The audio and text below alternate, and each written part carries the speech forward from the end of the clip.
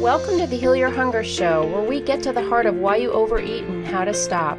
If you struggle with food and weight like I did, welcome home. Welcome everybody to the Heal Your Hunger Show. So happy to have you here. It is a great day to be alive, and I'm really excited about today's show because I'm just coming off a vacation and I have some things to tell you about some of my adventures. So before I do that, I just want to say, if you're here for the first time, welcome. I'm so glad to have you here at the Heal Your Hunger Show. What we do here is we talk about life stuff that really matters to us, because my experience is that if you struggle with food and weight and you struggle for any length of time, it's probably more of a living problem rather than an eating problem. And you probably already know what to eat, like what you should eat and what's best for your, for your system and all that kind of thing. But following through and eating it is so hard, isn't it? If you're an emotional eater, it's like there's a whole lot more going on. And part of what's going on is our struggles with feelings, with emotions, and that's where the life stuff comes in. Is, life brings up stuff for us. And if we don't know how to really process our emotions and really deal with stuff as it comes, life can get overwhelming, and then we turn to food. So we talk about that life stuff here and about going through our feelings. And if that's something you're up for, join us. If you want the diets, if you want just talking about, calories and exercise and metabolism, that kind of thing, there's always a place for that, but this isn't the show for that. So there's lots of weight loss shows out there. Trust me. And you've probably listened to a lot of them, but this is kind of a unique experience where we talk about, the matters of the heart, because that affects our relationship with food directly. So, and it's just more fun to talk about, it's just more fun to go there, talk about our feelings and, what matters to us and what's going on inside of us. So I love that conversation. So I'm going to tell you a little bit about what's going on inside of me today. I also want to just say, we have a quit sugar reset coming up. So if you want to learn about this, you can definitely join us for this. It's coming up next month. Okay. So you go to quitsugarchallenge.com. And so if you're like sick and tired of being a slave to sugar and binging and eating things that aren't good for you and that are causing your gut distress or causing you to gain weight or feel bloated or just, it's hurting your body, to eat sugar, join us. We'd love to have you. Just do a whole reset and quit sugar with us, because it's so much easier to do when you're in community with others who are doing it. It's actually really fun. So go to quitsugarchallenge.com, get on the waiting list, and you'll be notified as soon as we open the doors for that, and you can register. On with the show. So, here's the deal. I spent my summer vacation. I mean, I worked most of the summer, not too hard, but I definitely kept a steady rhythm of work, and especially in the early weeks of August, because I knew I was headed east to Maine, my favorite place on earth, God's country, in my opinion. So I live in Los Angeles, but and I love LA, but my heart is in Maine because it's so beautiful. And I grew up there in the summertime, and it's just a very special place. If you haven't been, please go, please experience the magic. So anyway, I went there with my boyfriend, and I got to see my family. I went for a family reunion. And I also, my boyfriend and my boyfriend is a sailor, and that's really exciting for me because I grew up sailing. I wouldn't call myself a sailor, and we'll get to that, a little more about that in a little bit, but I did grow up on the water. And so the fact that my boyfriend is a sailor and, loves to sail, loves to be on the water, is actually an oceanographer and by profession, we chartered a sailboat. So it was this amazing, almost 3 weeks in Maine, spending time with family and then being out on the boat. So when I was out on the boat, I just thought about my Heal Your Hunger family, my clients, and then everybody in the secret sauce group. And I was really excited to come share some of my experiences here. So here you go. And for those who are in the secret sauce group watching, please comment. I'd love to hear your comments. I'd love to have, some dialogue with you after the show. So please do share. I'd love to hear about it. Do you love Maine? Have you been to Maine? What was your experiences of Maine? And also regarding the things that I'm going to share, I'd love for you to weigh in on that. So yeah, so gosh, it was so wonderful. I'm actually recording this on my last night, the eve of my going home back to LA.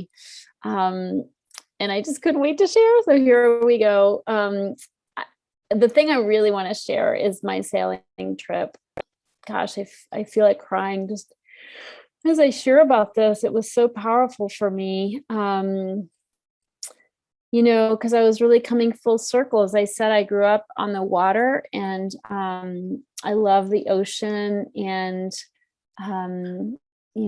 I have this beautiful man in my life who loves to sail. And so we planned this trip to charter a sailboat and go out in the water. And it's really funny because I told one of my friends this, I tell people this and they're like, oh, that's really nice, but to me, it's like a really big deal. Like it's a really big deal. And most people didn't really, they wouldn't know it was that big a deal to me. But I told my one friend, Catherine Celery, she's this amazing parenting coach. I told her about it, and she had a bunch of expletives. She's like, oh my God. Oh my effing God. Like, oh my God, that's huge. Like you're going out on a boat, like just with this man, and you guys are going to be out there at sea, and wow, that's huge. And I felt like she gets it. Like she gets this big deal, and on so many levels. So thank you, Catherine, for that. That was really cute. But it was big on so many levels. And I will say on one of the levels, it was really coming full circle. My father died of cancer 20 years ago, and I was with my parents when we cleaned out their sailboat. They had a beautiful sailboat, a Bristol 40, and it was something they used every year. They cruised in Maine, on the coast of Maine, and together, and it was just a big part of their life. To sail together. And I grew up, sailing with them. I'd go on trips with them. But it was their thing. I grew up on the water with my family, but it wasn't always sailing. I did take some sailing lessons, but I wasn't a big sailor. My middle sister was really a lot better at sailing than I was. And, but anyway, I was with my dad when they cleaned out their sailboat. They sold their boat when my dad was dying of cancer. So my dad was dying of cancer, and I was with my dad trying to help out as they were cleaning out their boat, and we were just getting everything off the boat. It was not even on the water at that point. It was wintertime, and we were just clearing everything out and getting them, just the bottles and the bags and every clothes and everything off the boat. And so they could sell it, which was really bitter, bitter. It was bitter. It wasn't even bittersweet. It was bitter. It was tough because he was dying and he could take care of the boat. He couldn't sail the boat anymore. So I was helping them clear everything off the boat. And it was just a really emotional experience because of that. That was at wintertime, I think. And then in the summer, when he was really getting closer to his death, he was on oxygen. He was invited by a friend to go sailing, and I was with him, and we went sailing that afternoon. And that was the last time my dad actually even sailed.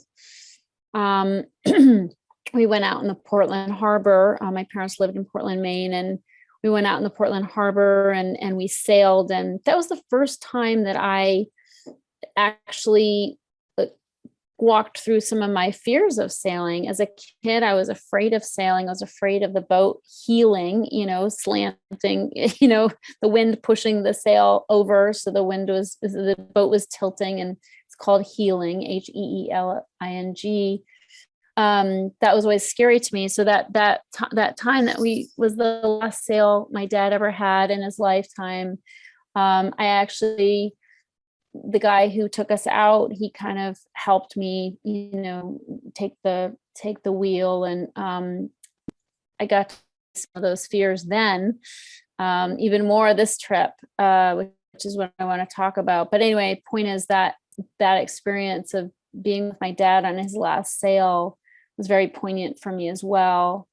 And any sailing knowledge I had was from growing up and what I learned from him and a few lessons and just watching him and my mom sail. But I never considered myself a sailor. Like I sort of considered my sister a sailor because she was stronger and she was able to, be a sailor and tough and in hard weather, and help my dad out. I grew up not sailing as a kid. We didn't have a lot of time as sailing, but we had a lobster boat, a boat where we didn't lobster, but it was like a lobster boat. Lobstering's big in Maine, of course, with all the lobsters and lobster men and women with their traps and buoys and all that. So we had a boat that was like a motorboat. And so I was my dad's first mate on the boat. And it was really important to me, my relationship with my father and being on the boat with him. So I have a lot of time on the water and beautiful times with my dad on the boat, the lobster boat we called Flicker was the name of the boat. And that was so important to me. So being in Maine, being on the water is so vital, and it's such a vital part of my life. And I got away from it for many years because I moved to Los Angeles and I didn't spend any time on the water. So the fact that I just spent a week sailing, and being on the water, like really being on the water like intimately with the water, every night, sleeping on the boat and gearing up each day and being on the water for hours and sailing and squalls, rainstorms and squalls and beautiful weather and dolphins. And we saw rainbows and it was exquisite. It was absolutely incredible. It was kind of like coming full circle in my life. I'm in my 50s and I walked away from that whole boating world for so long in my life. And it's what I know now is it's really a longing of my heart. Like I love the ocean and my sisters live in Maine and we get together a lot in Maine and I live in Los Angeles, but I have a calling, to come back to Maine and spend time in Maine. And I think it's so beautiful that I met somebody who loves the water, probably more than me even, and that I get to do this. So my first message here is one of divine order, like when we have these callings of our heart, somehow divine spirit works things out, and I will even say that in my last relationship, which was a wonderful relationship, one where I learned to cycle. If you've listened to my last podcast in the past year, I talk a lot about cycling. So I learned to cycle, to road bike. And that was so powerful for me. But at some point in that relationship, it dawned on me, he doesn't like the water. Like this guy doesn't like the water. He doesn't want to be on the water. He wants to be on the land cycling. And that's a problem for me because I love water. And so I feel like very short, a very short time after I had that realization, the relationship changed and I ended up leaving that relationship and then having a relationship with somebody who's an oceanographer, lives on the water, and what I see there is that, when we listen, when we pay attention to our heart and to what matters to us, God listens, God answers the desires of our heart. God knows the desires of our heart and answers the desires of our heart. So the fact that I was on the water for a week in this incredible experience, I think was very, very much divine order for me. And I'm so grateful. I feel very deeply grateful for that. But I want to talk to you about the fear I had growing up sailing. So as much as I loved the water, I was afraid of the water. I was afraid of the water. I was afraid of the waves. I was young and my sisters were older and they loved the waves. So when there was one time I remember we went out on Flickr, my dad took us out and we were headed out to the ocean from the bay where the boat was and where we kept it. And the swells were so big. And I don't know where we were taking the boat, but we were headed out and the swells were so big. And I was terrified. I just thought, I don't like this. This is scary. And my sisters were on the boat and they had some friends with them and they were all like, woohoo, we're loving this. The waves are awesome. And, going up away, the boat would go up and then smash down on the water, after the crest of the wave. And they just thought it was awesome. And I was terrified. And at some point, my dad actually turned the boat around. He realized that it really was dangerous and we shouldn't proceed with our trip. And so he turned the boat around. Of course, I was thrilled. I was thrilled. I was so afraid. But that's kind of how it was for me. Like I loved being on the water. I loved being out there. We had so many lovely times as a family. I with my dad, since I was his first mate, I'd always go out on the boat with him first to get it ready to have our family on the boat. My job as first mate was not only to, tie up the boat, but also to clean the bird shit off the boat. It's not the best part of the job, but literally that was my job. I claimed first mate. I wanted to be my dad's first mate. I like being special, of course, standing out from my sister's relationship and kind of being a special one. And so part of being so special is I'm the one who had to clean off all that bird poop on the boat. Anytime we came back to the boat after a couple of weeks, it was gross. The seagulls had just, made it their home. And there was so much white and black, I don't know what happens when birds poop, but it's white. And then there's a big plop of black stuff. So I had to clean all that off. It was totally gross, but I took pride in it because I was first mate after all. So anyway, fast forward to this trip and, I was first mate again. My boyfriend was the captain. He knows what he's doing. And I was very teachable and coachable and I took directions well. And he also was very empowering and taught me. He had taught sailing for many, many years. So he was really good at teaching me things. There's some knots I didn't know how to tie. And the biggest thing though, that I was empowered to do on that boat was to take the helm when there was a lot of wind.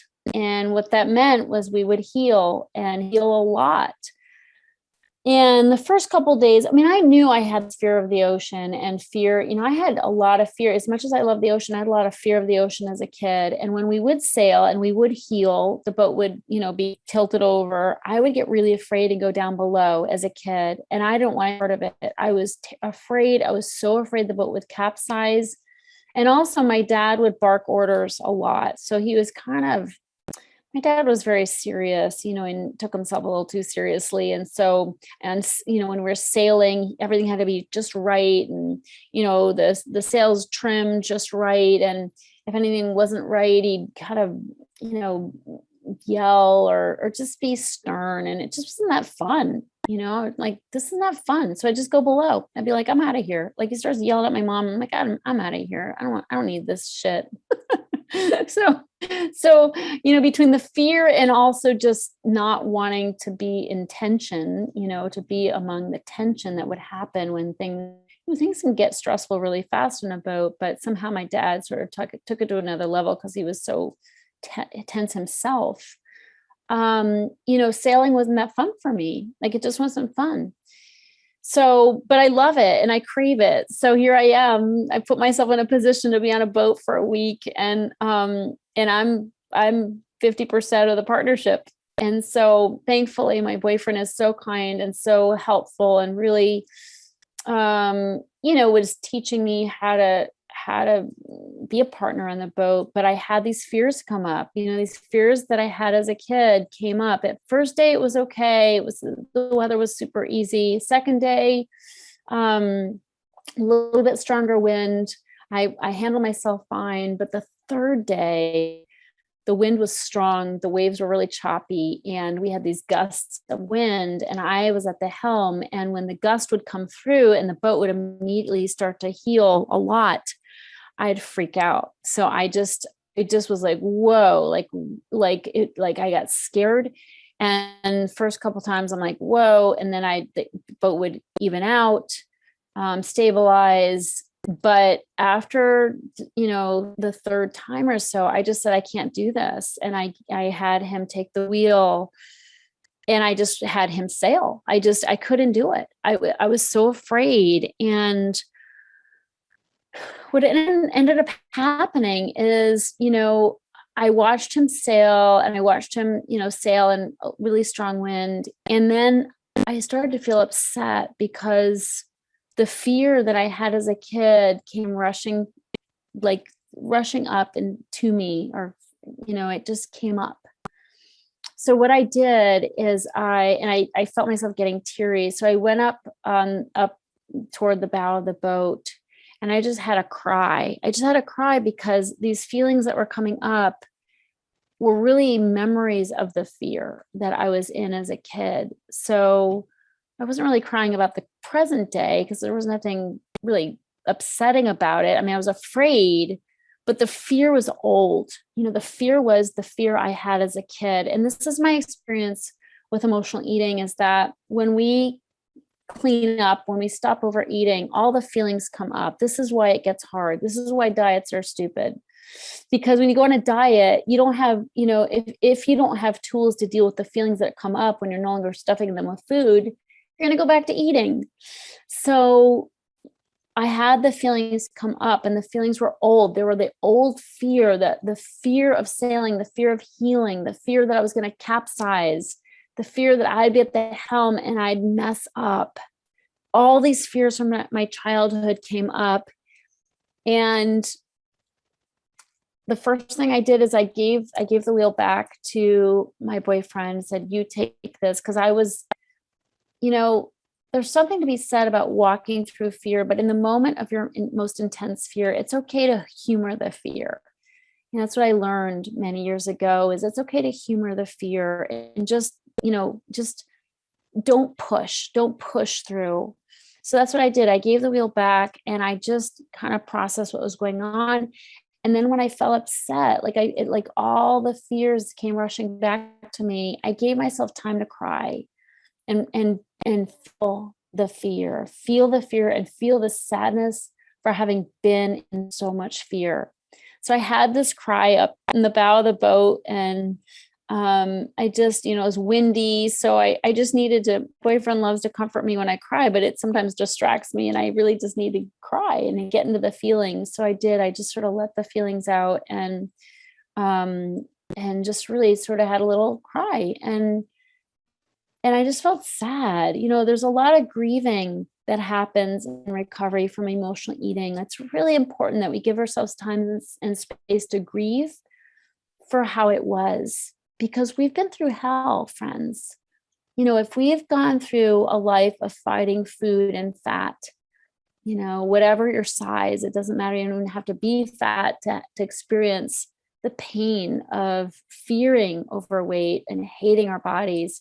Anybody who's had that experience has a lot of scar tissue, because we all lived in fear, and we all lived in a lot of angst. And so part of the recovery process is really about allowing ourselves to feel that. And I tell my clients all the time, feel, deal, and heal. We must feel, deal, and heal.